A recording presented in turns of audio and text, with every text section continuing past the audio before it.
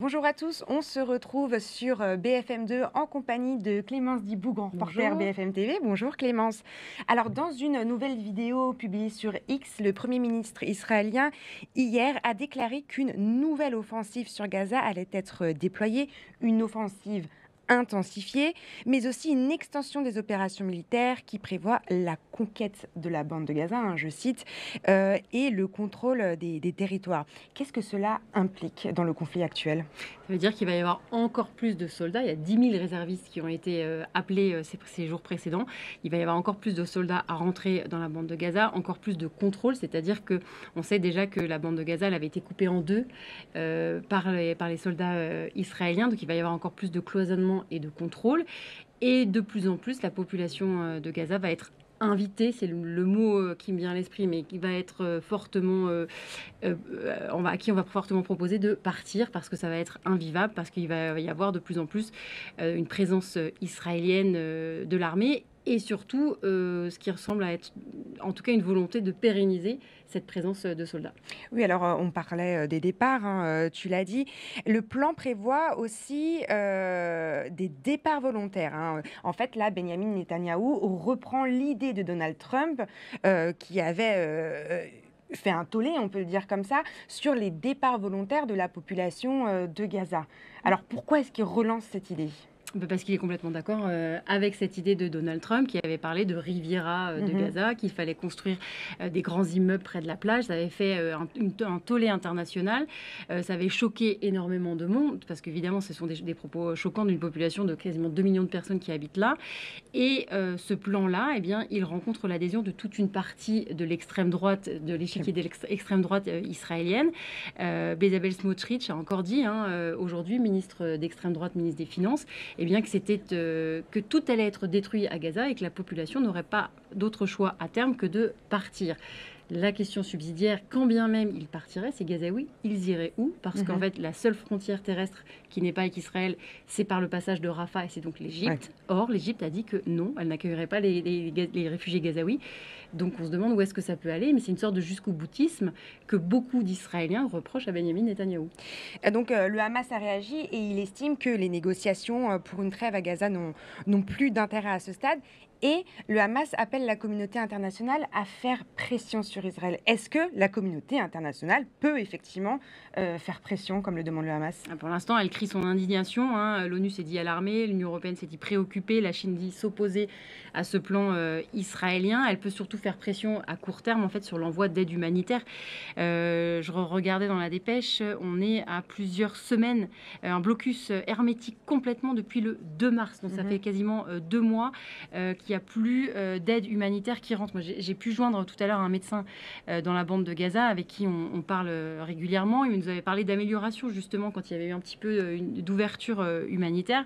Là, ce qu'il me décrit, c'est dramatique. Il me dit qu'il n'y a plus d'eau ni de nourriture nulle part, qu'il faut faire parfois des kilomètres pour trouver quelque chose avec des prix qui font parfois x10, x100 sur des denrées alimentaires par rapport à d'habitude. Il me dit qu'en fait, il voit parfois des gens tomber dans les pommes dans la rue de faim.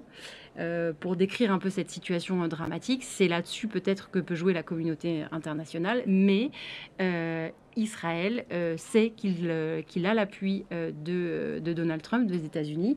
Donald Trump qui doit donc venir dans la région du 13 au 16 mai au Moyen-Orient. Il doit venir notamment en Arabie Saoudite, aux Émirats Arabes Unis. Et Benjamin Netanyahou, le Premier ministre israélien, expliquait qu'il y avait peut-être une marge de manœuvre jusqu'à ce qu'il arrive, jusqu'à ce que le président américain arrive dans la région géographique. Alors, on ne sait pas quand cette offensive aura lieu, elle est imminente.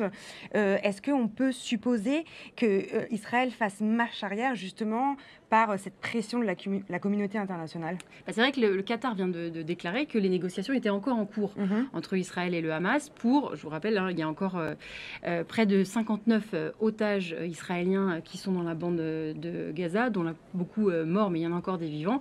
Donc c'est ça aussi qui est encore sur la table à négocier. Et le Qatar a expliqué que les négociations avaient toujours lieu. Donc dans ces négociations, il y a toujours des coups de poker, des coups de bluff. Est-ce que ce plan qui est sur la table, c'est pas pour tordre le bras au Hamas ? Évidemment, on ne peut pas le savoir, mais il est réellement sur la table, ce plan, et il est réellement fait aussi pour contenter une partie du gouvernement israélien, toute la partie d'extrême droite, qui veut voir Gaza redevenir une enclave israélienne. Et alors, Israël, tu as parlé tout à l'heure des convois humanitaires qui n'arrivaient pas jusqu'à l'enclave palestinienne.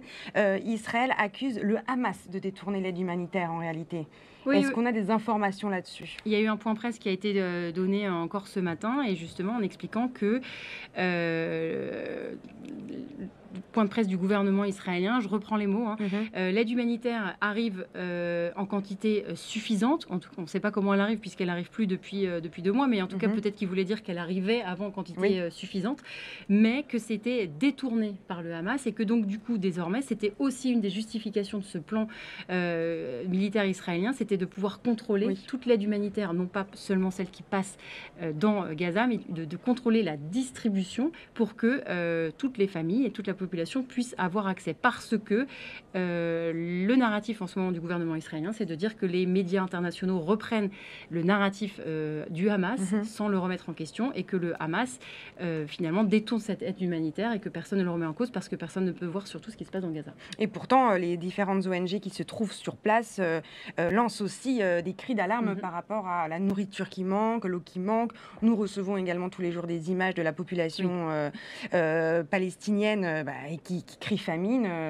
Donc effectivement, nos journalistes ne peuvent pas aller sur place, mais en tout cas, on a les ONG qui sont supposées être neutres, qui nous disent exactement les mêmes choses. Qui décrivent des situations dramatiques. Quand on parle avec les ONG qui peuvent rentrer à l'intérieur, même pour eux, ce sont des situations très difficiles. Souvent, il y a des ONG qui nous expliquent que c'est des roulements de quelques semaines, parce que c'est difficile de rentrer, mais c'est aussi difficile évidemment de vivre sur place avec la population qui manque de tout, qui n'a plus accès aux soins, et que donc forcément la situation est plus que dramatique de façon humanitaire. Alors quand on lit les journaux israéliens, quand on regarde les réseaux sociaux israéliens, on voit ici et là poindre une contestation du Hamas. Alors évidemment, comme on n'est pas sur place, c'est très difficile de savoir ce qu'il en est. Il semble qu'il y a un début de contestation du Hamas en interne, largement relayé par des médias israéliens pour montrer qu'il y a des dissensions au sein de la population de Gaza. Ce que l'on peut vraiment dire sur les images, c'est que c'est une population à bout de souffle,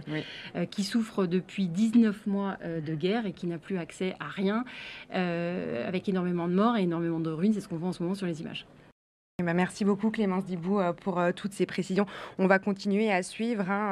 On le rappelle, cette annonce qu'a fait le Premier ministre israélien Benjamin Netanyahou, qui annonce une nouvelle offensive sur Gaza, une offensive intensifiée, sans préciser exactement à quel moment il comptait faire ça. Mais on va évidemment suivre ça de très près sur BFM2.